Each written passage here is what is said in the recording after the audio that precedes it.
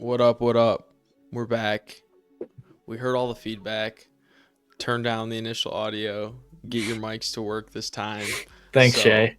thank you, Shay, for letting us Called us know. out on it immediately. Facebook Messenger, like 20 minutes after we posted. The GOAT. Yeah, But glad to hear we have that streaming in the shop. So, it's awesome. hopefully, fix this. We love you, Sounds a Shay. lot better. Yes, we love you, Shay. Thank you. But we're back. Pod 4. Going to do a little updates on the life. We're going to talk a little bit about some of the new events in Michigan this last weekend and some changes in the disc golf world. So, Nick, how's the last week been? It's been great, man. Same as always. I actually remember the grease in the groove I talked about last week. Mm-hmm. Mm-hmm. I asked DeepSeek AI. Okay. I You're asked switching off DeepSeek Chat AI GPT. to. I never use ChatGPT. DeepSeek's free, but I asked it to disc golfify it. Okay. You ready? Yep. Polishing the putt. Oh, that's pretty solid. That's pretty good, isn't it? It's pretty solid. I feel like that's just like pretty like what you would do if you were putting. It's just like Yeah. polish it. But yeah, that's good. Yeah. So I've been polishing the putt 6 times a day. Okay. And that's low reps, Low reps, high frequency. high frequency, Yeah. but not like you're not putting 20 discs in a row, going and picking them up, putting 20 again. You're putting like 5, sitting Yeah. down for 20 minutes, then putting 5 again, right? Yeah, it's like I'll do like 30 putts. I'll go in, do 30 Okay. putts, and then I'll just leave. And then whenever I remember to come back, I go back, do like 30 more. Nice. Try a couple things, and then Nice. go back, and then just some more form work. Just got my new analysis back from Nick. It's Cool. going pretty good. Just got to work on a few things, a little bit of butt wiping. That's Yep. one of the drills we have doing, and I'm excited to Yep. use my form on the courses this coming up week because I'm going to Charlotte. Cool. Cool. That's been pretty much it for me. I mean, same old, same old. Yeah. Shoveled the 2 roofs today, so Okay. we have about Stay- 2 feet of snow. Staying busy. Yeah. How about you, buddy? Honestly, not too much. I've really been working on that. I mean, we talked about it last week that like it's all the make of the putt comes from this flick right here and focusing Yep. solely here. My roommate was actually asking me about it last night. He was saying that was an interesting concept to him, but he didn't understand how it worked with disc golf. And I looked at my target, I took a book, covered my eyes, and made 9 putts in a row. Yeah. So from 30 feet too. Like I was pretty happy. You give me 9 attempts last year, I'm not making them even middle of the season. So feeling really good. Just focusing solely on the pop of my wrist and just release. Like if I can get my release right, it's going in the bucket. That's But funny. I've also Like been working on form. Oh, go ahead. 2 weeks ago, I was putting with my eyes closed.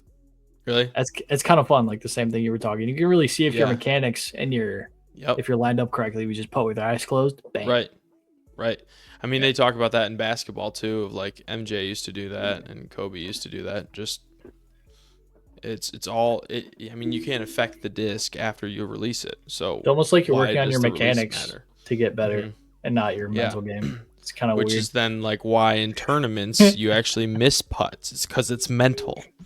Go back, watch our video from last week. You'll understand why.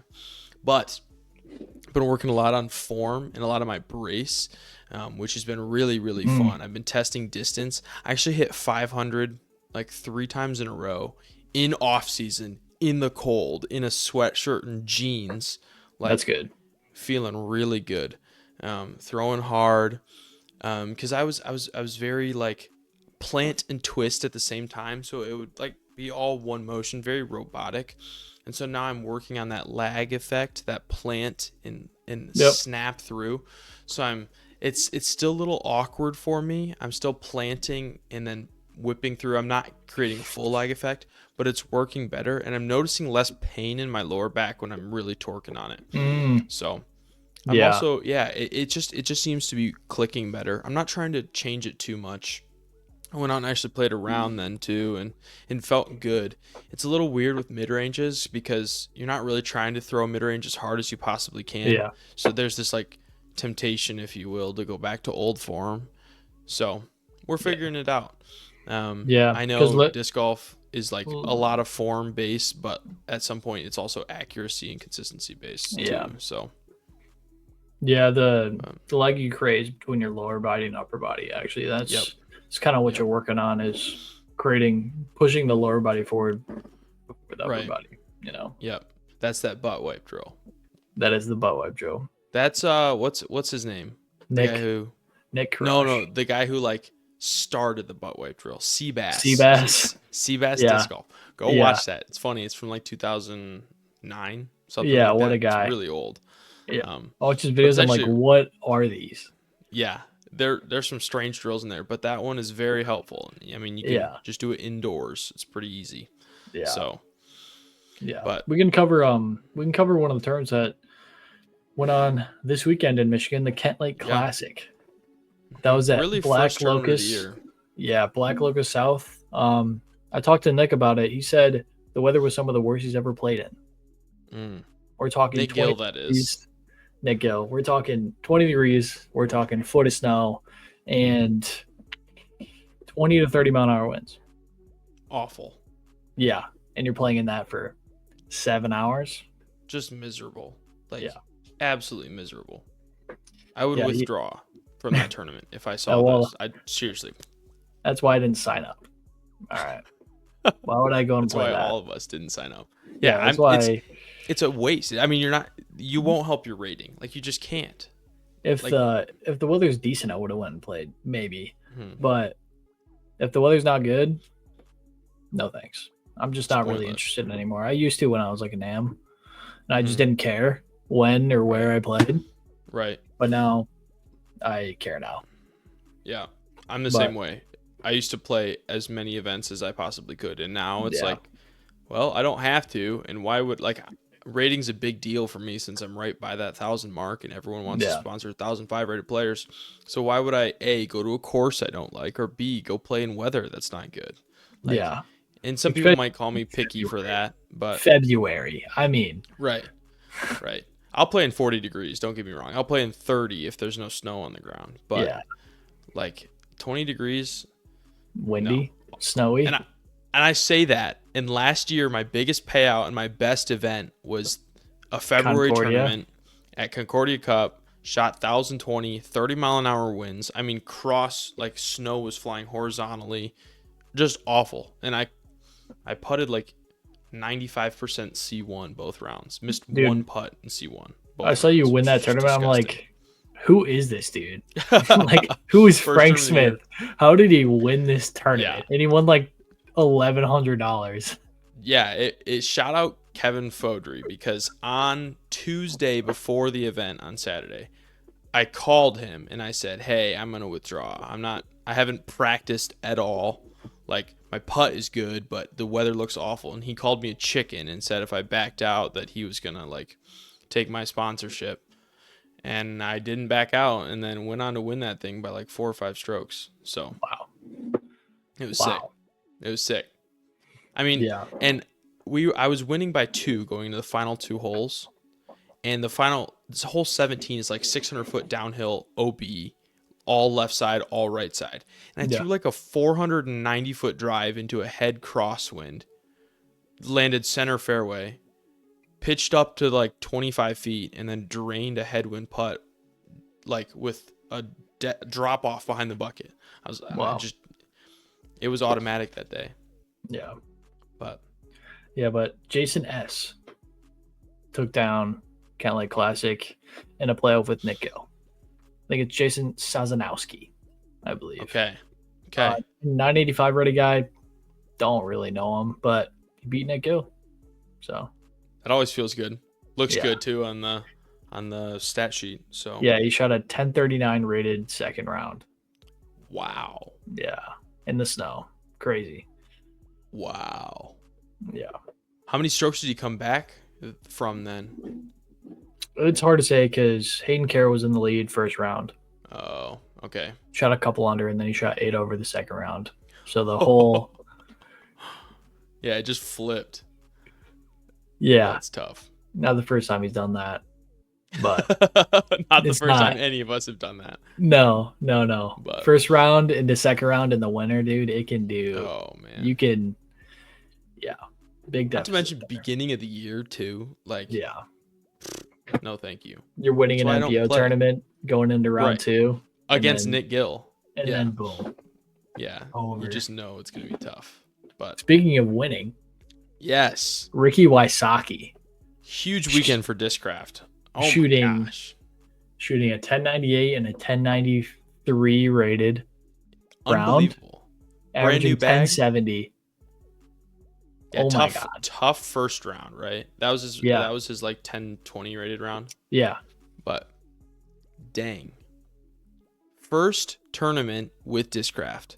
First tournament with his new disc. He announced Discraft 3 weeks ago, which means he's probably been throwing their discs for like a month, maybe.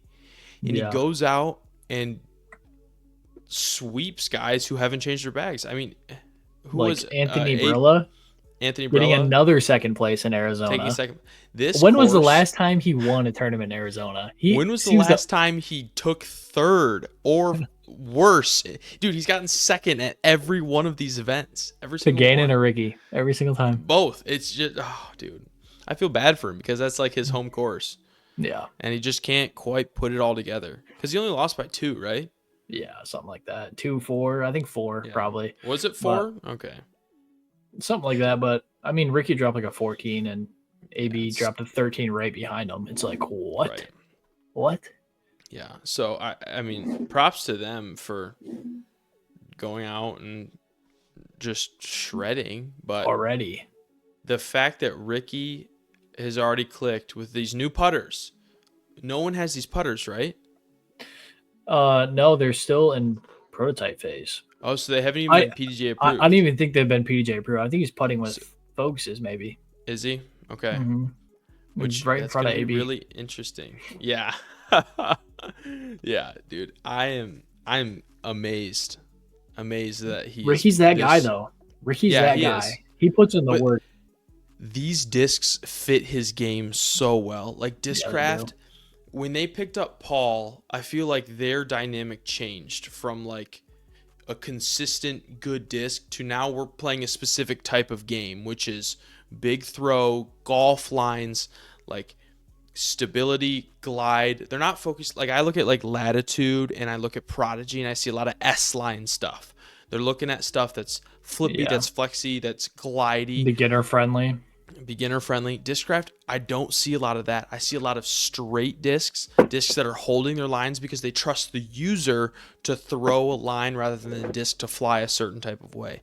And so now with Ricky coming on board with all of his experience throwing these discs, like I think he's finally going to have something that does exactly what he wants when he releases it. And it's going to be tough to beat him this year. And he's so in tune with his discs. Mm-hmm. And if the discs are just as consistent as him, he's going to be dangerous. Yeah. Oh, I mean, 100%. They played the Memorial and Ricky didn't throw good with DD. And then he goes to the Shelly Sharp, shoots 1070. That's a big deal. Yep. This do matter. Yep. Discraft is the way to go. Yeah, I think he's looking good for the year. I'm really excited for it because I've always been a Ricky fan. I like the energy he brings, but I've always felt like he's not like he's the underdog, and I hate that. Like, I think he sees that too. Like for 5 years, it was Paul Macbeth. Like this stupid Paul Macbeth just keeps beating Ricky, and Ricky can't ever take it. And then Gannon shows up, and he's still beating Ricky. Why? Like something about the dynamic has shifted, in my opinion. I don't know what. And maybe it's just Ricky's getting a ton of media, but man, he looks like the overdog coming in my opinion. Yeah. Do you think Anthony Brown's going to go back to back at Olympus? You think, or do you? I would hope so. That course plays so well to his strengths. Because, but Ricky was pushing him to the last hole. I mean, true. AB and Ricky both have a good chance. And then Gannon, I don't think Gannon wins it. I don't. I think first tournament of the year for him, first pro tour event of the year. Do you know what he said in the bag? He said He doesn't want to lose. If no. If you don't win the first one, you don't win them all. That's what he said. It's crazy. Oh my god. If Gannon wins every His single confidence event this is year, through the roof. well, dude, he can be like, oh man, He kind of has the proof. He has the proof. He does. So we're gonna touch base on an old argument from last year. We never talked about it. People were arguing that Gannon's season last year was the best season in disc golf over Paul McBeth's 2015 season, and I want to hear your thoughts. I just wasn't around for the 2015 season. It's hard for me to comment. So it's all you, man. Okay. I started in 2014. So I watched when I was like just so into disc golf. So I watched every event, and Paul McBeth was my guy. Paul had such a good season, and maybe this is Frank's hot take, but I think Gannon's season last year was better than Paul's season in 15. And I say that because A, the competition is significantly greater now. Yep. And people, the fight back against that as well, the ratings were still the same. Ratings are based on the players, which are heavily based on the players, which therefore it's more challenging now to get a higher rating than it was back then. Yep. Additionally, Gannon like winning like at such a young age too, incredibly impressive. To have the mental stamina to take down these events at courses that are significantly more challenging than they were back then. So man, there's obviously a lot of other things that go into it, but he doubled the previous winner's highest payout, like or like total earnings in a year. Last year was like Ricky had it. It was like 120, 114, and then Gannon got 220 this year. Something crazy, ridiculous. Yeah, I would have to agree with you that Gannon's season was better just because the level of play over time just goes up, and he's beating 90 people that do this full time every single weekend. Right. I mean, he got 7 wins. That was on. Yeah, that's crazy. Yeah. Then he had 14 podiums, I think. Yeah, I mean his average finish was like 2.5. Yeah, which is Paul, it feels unheard of. It just Now the one thing that you could fight back against is in 2015, Paul's worst finish was 3rd. So that like dominated. Yeah. But if you can name me the top pros back then were KJ Nybo, Ricky, Paul. I mean, Nico. Simon was kind of there. Nico was kind of there. Like Big Germ, Nate Sexton. Yeah. And here's what I see. And this is just my observation. Nico, Big Germ, KJ Nybo, they've all deteriorated. They've all dropped down in rating points. Paul really hasn't. Yeah. But I see everyone else from that time period, if you will, dropping in rating points. So it's hard for me to say that this competition back then was just as fierce when the competition now is dominating over these guys who respectfully should still be in their prime nowadays. Yeah. Nico's 30 years old, 32? Yeah, possibly. I'm honestly unsure, but yeah, but he's balling. He's a dang good player, right? But I just don't think he holds up to the competition. Yeah. Sorry. It may be just the disc golf technology, as in possibly. Yep. People are now training for the sport. Yep. And their floor is higher initially. But I think that speaks to Gannon's too. I think that just says it's even more challenging now. But yeah, I mean, to do what he's done in 3 years is unreal. It's so good. It's so fun to watch too. Now, you see an event, Gannon's in the lead, be like, he's not going to lose this event. He's just not. And he rarely doesn't bleed strokes. He just doesn't. He makes a mistake and doesn't think about it again. He's been he forces people to be aggressive as he is already in the lead. And when they make a mistake, it's just a free ride to the finish. Right. Yeah.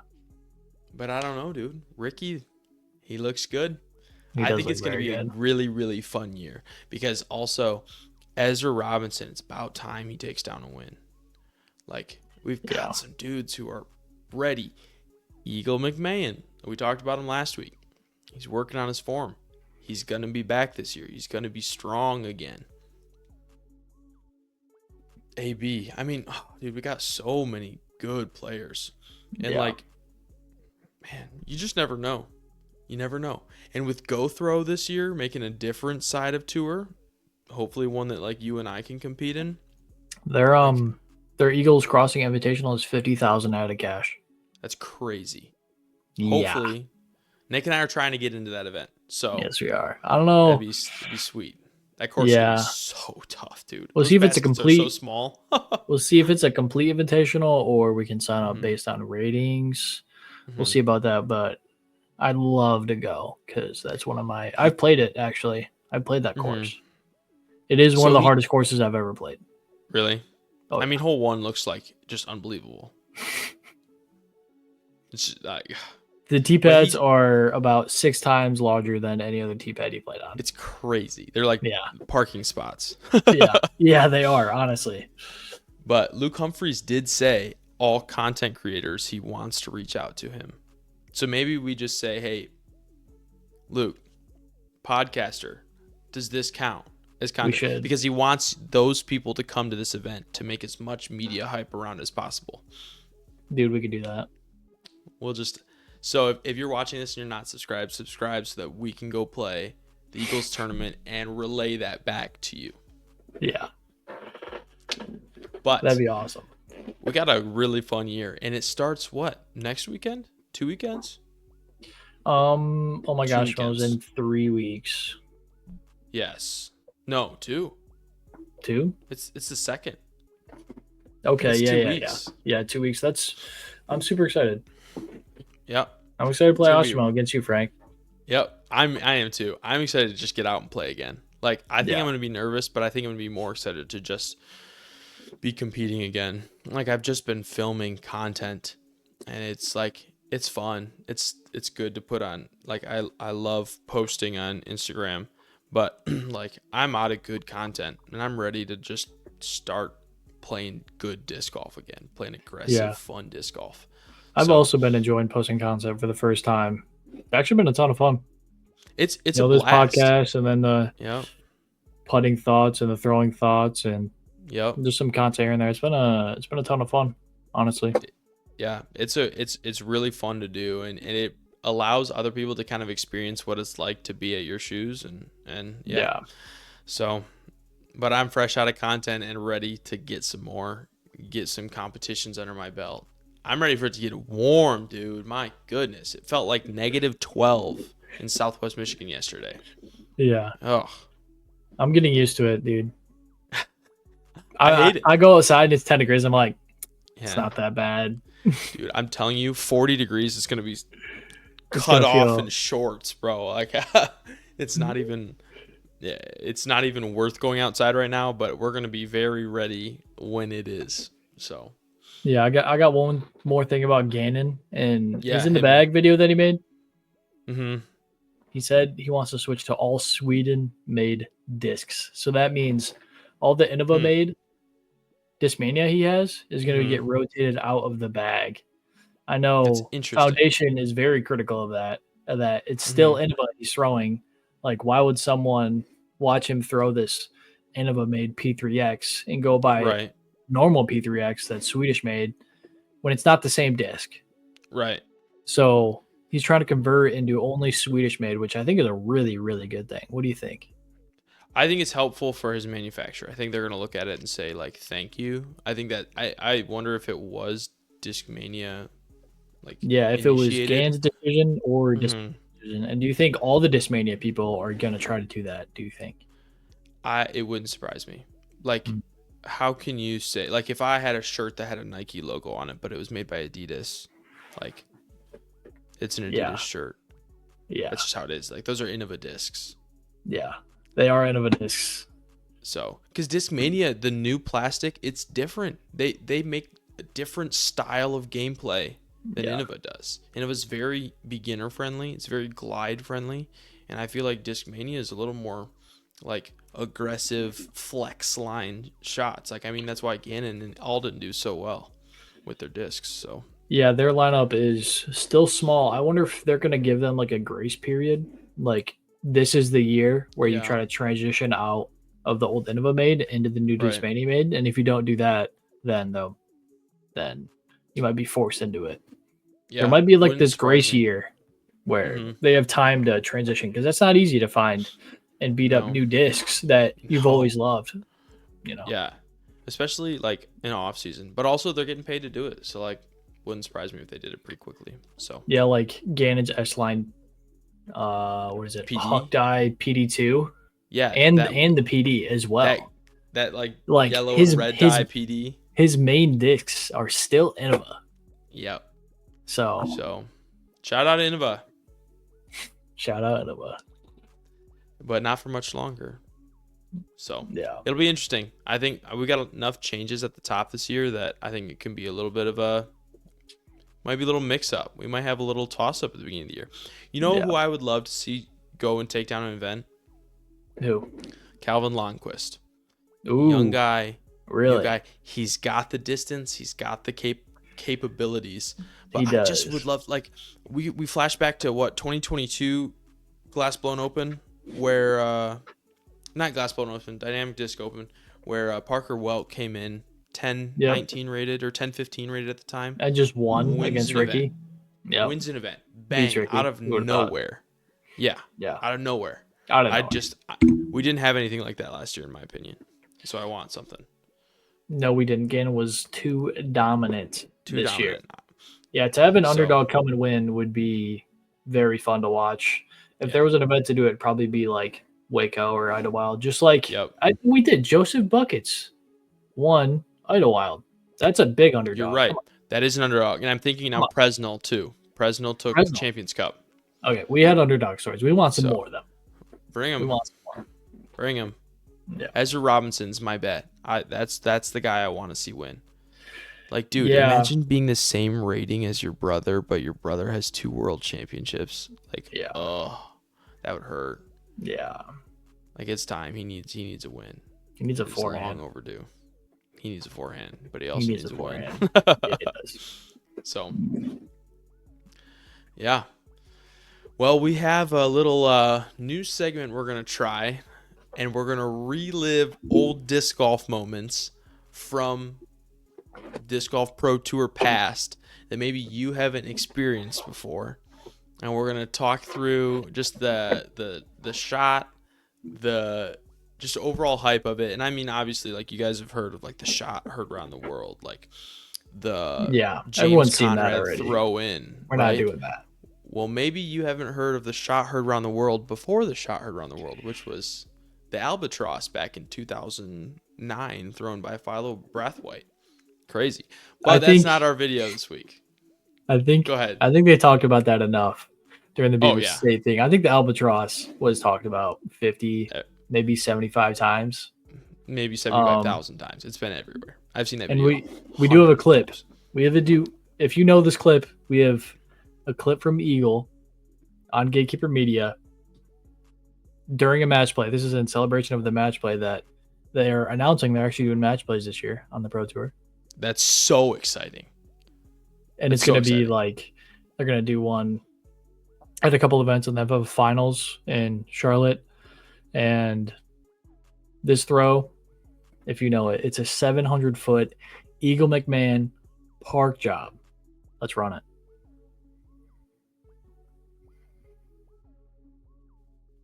McMahon versus Hamas. Look at the height he gets on this thing. Just unreal. Absolutely crushed. The hang time on the disc, and then watch this. He just parks it. If you can't tell, he is inside the tall grass on the base of that bucket. And I'll throw this back up as we talk about this. He throws this disc so hard, so high, and yes, that is a 700-foot hole. So all you internet warriors that's saying this is only 550 feet, go try it yourself. And yeah, it was a little downhill, but the fact that he threw this disc 700 feet to within a foot of the pole is unbelievable. And yes, that was a match play match play moment. So back in 21, right? The match play championships. It used to be it was first to three points, right? You had to win a hole. Yeah, it's a hole base. Yeah, first to win 3 holes, and then you moved on to the next match. Yep. And so I want to say they were tied 1-1 going into that hole. And when you throw a shot like this, there's nothing you can do. Adam Hemmings looked so mad too. He had to follow that up, and then Eagle tapped in his eagle, and then set it in the bucket. Adam was just shaking his head. Yeah, Eagle ended up winning that. That is unreal. To throw, it's like, can Eagle throw farther than AB? That's a tough question to answer because Eagle doesn't do distance competitions ever. No. I'm sure it's because it's right before some of the biggest events of the year, like Worlds USDGC, and USDGC. Yeah. Why would you go and throw as hard as you can and warm up for that? And why would you do that? Yeah. Eagle and Simon are some of the farthest flip throwers in the world. I'd love to see them against AB in a distance comp, but it just hasn't happened. Me too. Yeah. And a distance comp that doesn't have out of bounds. Like, maybe it's just me. I think that's the dumbest thing that they have. Why is there out of bounds? It's a distance comp. We're just trying to throw as far as we can. Why do we have to throw it inside of a football field? Like, that seems dumb. Yeah. So I'd love to see them take off the boundaries and just chuck the disc and give them 10 throws at it. It's hard to see the farthest throwers in the world just get eliminated because they didn't put one in bounds in a distance comp. Yeah. Silly. Yeah. Very It's silly. sad. But yeah, if you haven't watched that, go back and watch that because those events are sick. And to have those back this year, oh my gosh, that's going to be so fun. Yeah. Like, it's a completely different style of disc golf. Like, it doesn't matter what you get as your round. You're just trying to win the hole, which makes every putt so important because and it also makes guys throw a shot like that. Yep. You know, that highlight should be played more than it is. Agreed. But it forces you to make every single shot happen. Like, you have a 30-footer to push, or let's say you have a 30-footer to make it. You're just thinking about the fact that if you miss this putt, like, you might end up losing this hole and losing the tournament because of a 3-putt. You could 3-putt easy. And so there's just it's just fun. It's so fun. A skins match versus just straight up stroke by stroke. A lot of pressure in match play like that. I like it. Would I watch it? Probably. I watch most things. Yeah. I watch 100%. Most things disc golf related. Yeah. So if it's there, I'm there. But well, Nick, I think you have a quote of the week to end us. I do. I've been listening to this book called The Confident Mind. And this is a quote that I can relate. What? You just say like confidence isn't like putting, like putting is a mental thing. Okay. No, it's mechanics, but here's a quote. No matter how complex the skill may be, the execution of that skill proceeds more smoothly and more effectively when analysis and judgment and conscious deliberate thought are momentarily suspended. You can have the most conscientious power you want, but if you're still analyzing every step, judging every move, and talking to yourself about what you're doing and how you're doing it, you always compromise your real ability. All those conscious, deliberate thoughts take up a sizable portion of your nervous system capacity to take in task-related information, process it quickly, and send out the right information to your hands and feet. What this really means is you have to calm your mind to perform at your best as long as your mechanics are sound. That was my interpretation of that. What are some of your thoughts on that quote? I read that and I related it immediately to putting. Yeah. I mean, like, we talk about how putting is very mechanical, but it is a big part of putting is mental. Like, when your mind is not in a good place, you can't execute. Now let's just like one of a good example of this. I actually got to play with David Feldberg in 2021 at Oshtemo. For some reason they put me on lead card. You can go back and watch the film. It's on 42. Don't go watch it. It's one of the worst rounds of my life. But he misses a 7-foot putt on hole 4. And I can think over and over and over and over. This guy's won world championship after world championship after world championship. Like, he has made that putt thousands and thousands and thousands of times. Like, this guy is one of the greats in disc golf, and he misses from 7 feet. And so I think so much about how every stroke counts. And that clicked for me last year. Like, something about every throw. Like, you can get into this rhythm and lose track of focus. And sometimes that's a good thing. Other times that's really bad. And for me, I would just get into this rhythm of throwing and throwing and throwing, trying to achieve a birdie or something, rather than throwing to achieve an actual specific result. Which I know you're like, Frank, that sounds like the same thing. But I would walk up to a hole, and rather than trying, let's say 400 foot wide open, Yep. instead of me trying to put it inside circle 1, I'm trying to hit my line in the sky. And if I've done that at the proper power, then I'm content. And being content with the shot rather than the result made me so much more like mentally prepared to go to the putt, knowing that I did what I wanted to do. And I've just set myself up to succeed because I can judge the shot based on my execution of the initial throw rather than the result of where it lands. It kind of goes back to putting and what we talked about last week of like fully committing to a shot allows you to adjust in the correct way rather than fully being in your head, being mental and not fully committing to a shot causes you not to be able to correct. Yeah, so I found myself a lot last year picking an aim point, and when you pick an aim point, that is about one of the best things that you can do because you're not aiming to park the basket, you're aiming at this aim point. You're aiming at this tree in the distance. And you can try to hit that tree, and you know if you hit that tree that you'll put it close to the basket if you have the correct disc. And that's very important. With throwing consistent rounds is picking your aim point and hitting that aim point over and over and over and over off the through the tournament. Right. And it just allows you to be to not care as much about the result because you know that you're doing what you're supposed to do. And it gives you opportunities to learn from it too. So yeah, I just found so much more peace walking up to my putt, knowing that, hey, the hole's not over. Even though I'm not 2 feet away from the bucket and I'm 45, I still have an opportunity to score. And now I walk up to that putt and it's like, I commit to this putt. I release it where I want to. If it doesn't go in, so be it. I can adjust for the next one. But I've at least put myself in a chance to succeed. And so I think you're right. I think that quote is right, is like to turn your mind off to say, like, I have chosen what I'm going to do. I'm chosen where I'm going to aim. And now I'm going to let my body do the rest of it is so important. And the big part of it is just the execution of the skill proceeds more smoothly and effectively when judgment and conscious of deliberate thought are suspended. So you're basically letting your body do the work. You have to suspend your mind, calm your mind, and let your body do what it knows how to do. And don't get in the way of that muscle memory that you have built up. Very important. Very important. Yep. So I think you hit it right on the head.